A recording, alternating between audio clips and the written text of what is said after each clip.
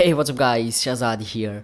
So around 18 months ago, nobody knew about this company called Oneplus. But their first phone called One was a huge hit because they gave people what they really wanted. Low price and the best in class specs. Now they released their second phone and they released it with a bold tag of flagship killer for 2016. So let's take a close look. So as always, let's start with the build and design. This time the side frame is replaced with metal, which makes it feel really nice and premium in hands. But there are a couple of downsides to this. First of all, the side of the phone heats up while you are doing some intensive tasks because metal being metal. And also this thing is prone to scratches and scuffs. I already have a couple of them. But even after all of that, I'll take a premium build any time of the day. And if you really want a all-around protection, your best bet can be a case. I have been using this Spiegen's rugged armor case. Anyway, the back panel is still removable. It is a thin plastic sheet. We get two 4G SIM card slots and the battery is sealed in and there is no micro SD card slot. Okay, when I was a Galaxy S3 and Note 3 user, a removable battery and memory card slot was on top of my priority list. But now I don't think it's that important. I can get a 64GB model and I am done with storage. And for the battery, if I really need to, then I can carry a power bank. Anyway, on the back we get a 13 megapixel camera with f2.0 aperture, optical image stabilization and all of that good stuff. Below there is a Oneplus logo. By the way, I have this D-Brand's mahogany wood skin applied. Originally, all the Oneplus 2s are shipped with a sandstone back which provides excellent grip. But if you just want to shake things up a little bit, you should check out the collection of D-Brand skins. On the right side of the phone, we get a perfectly placed power button just where your thumb rests. And we do also have volume rockers there. These buttons provide a really good tactility and feedback. In the bottom, we have a reversible USB Type-C but with no fast charging. And the right grill is the speaker and the left one is just for symmetry. On the left side of the phone, we get something called alert slider. Basically, it is a 3-stage key. Keep it all the way down to allow all of the notifications. Keep it in the middle for just priority notifications and push it all the way up for no notifications. Really handy. And on top there is a 3.5mm headphone jack and microphone. On the front there is a 5 megapixel camera, multicolor LED notification, and yes, it does blinks up for all kind of notifications. And the call quality through that earpiece is crisp and clear. Below we have a 5.5-inch 1080p display, and in the bottom we have two capacitive buttons on either side. One is for multitasking and one is the back button. You can switch it up in the settings. And the middle one is also a capacitive button, but it also doubles as a fingerprint scanner. So talking about the fingerprint scanner, it is really fast. I don't think it's very accurate. Sometimes I have to double or triple try it, but overall it's good. Even if your screen is off, you can just place your finger and it wakes up the display and takes you straight into the home screen. If you are the guy with pattern or pin unlock, this thing is going to save a lot of your time.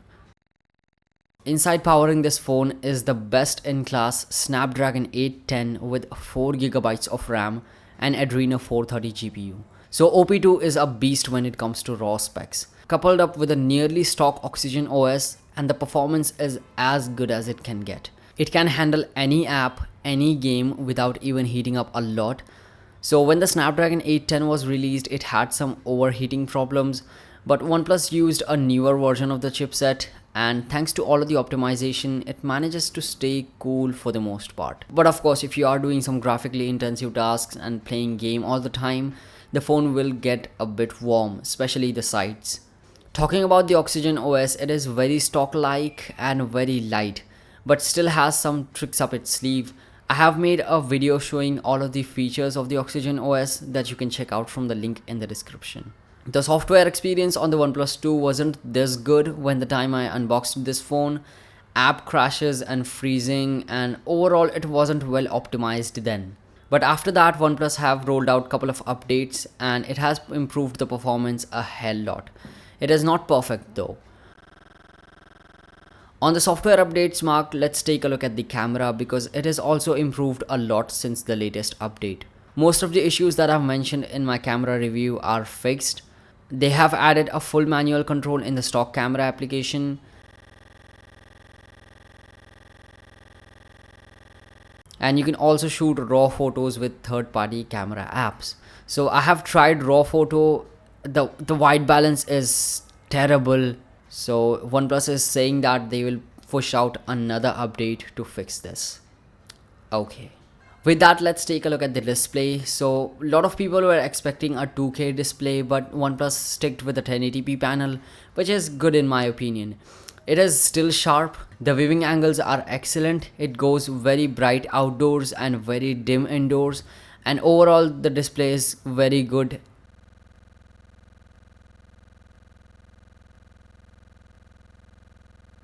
So there is a 3300 mAh sealed in battery on the OnePlus 2. On paper, it is bigger than the battery of OnePlus 1. But still, OnePlus 2 cannot touch a 5 hours of screen on time, at least in my usage.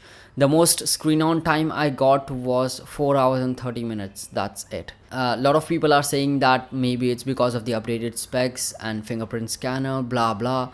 But let's take it this way. Galaxy Note 5 has a smaller battery than its predecessor, but still outperforms it.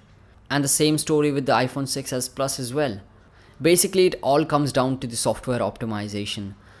Still, there is app crashing and freezing. Sometimes the auto rotation stucks.